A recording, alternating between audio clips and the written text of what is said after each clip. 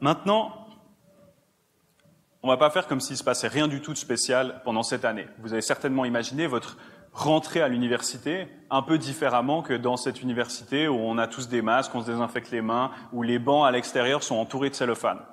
Alors que l'université, c'est un lieu qui est particulièrement social, où il y a beaucoup de rencontres, beaucoup de mélanges, et vraiment, et que c'est un point connu quand même du milieu universitaire. Maintenant, vraiment, je pense que c'est important de s'en rendre compte, de le dire, d'en parler, et d'en faire quelque chose. À notre échelle, seul, on n'a pas forcément la capacité de changer la situation et d'arrêter le virus comme ça. Soit. Par contre, qu'est-ce qu'on peut faire? On peut changer notre perspective sur ce qui va se passer sur cette année.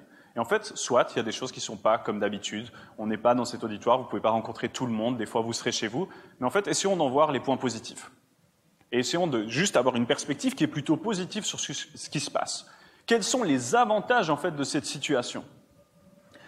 Le premier avantage, c'est vraiment, dans cet auditoire, le calme et la place que vous avez. Quand 10 ans en arrière, moi, je suivais cette salle et ce cours exactement dans cette salle et que c'était pas encore détriplé et qu'il y avait clairement pas le Covid, j'étais assis par terre dans les escaliers parce que l'auditoire était plein à craquer. Et du coup, la qualité, quand c'est plein comme ça, c'est difficile de se concentrer. Donc là, vraiment, vous avez la chance, finalement, qu'au moment où vous êtes dans l'auditoire, vous avez des conditions d'apprentissage qui sont mieux que d'habitude. Profitons-en. Deuxième point, il y a une certaine flexibilité horaire, et ici, attention, ça fait longtemps que je travaille à la maison, donc je sais que ça peut aussi être un piège. Je pense que d'avoir une routine, de bosser tous les jours, d'avoir un lieu pour travailler, on est posé devant le bureau, ce bureau c'est pour travailler, je pense que c'est nécessaire. Mais par contre, ça donne quand même la possibilité que si une nuit vous avez mal dormi, pour X raisons, vous êtes épuisé le matin, vous pouvez vous lever une demi-heure plus tard et regarder le cours en différé. Avant, c'était pas possible. Vous arrivez au cours, vous dormez pendant le cours parce que vous êtes fatigué. OK ?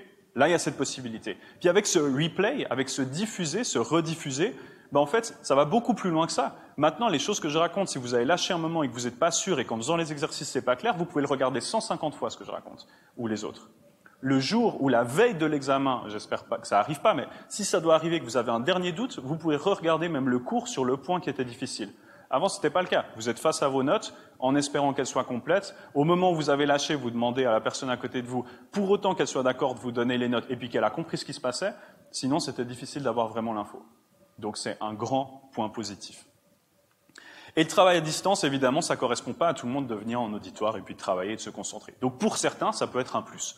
J'admets complètement que c'est pas le cas de tout le monde, mais ça peut être un plus.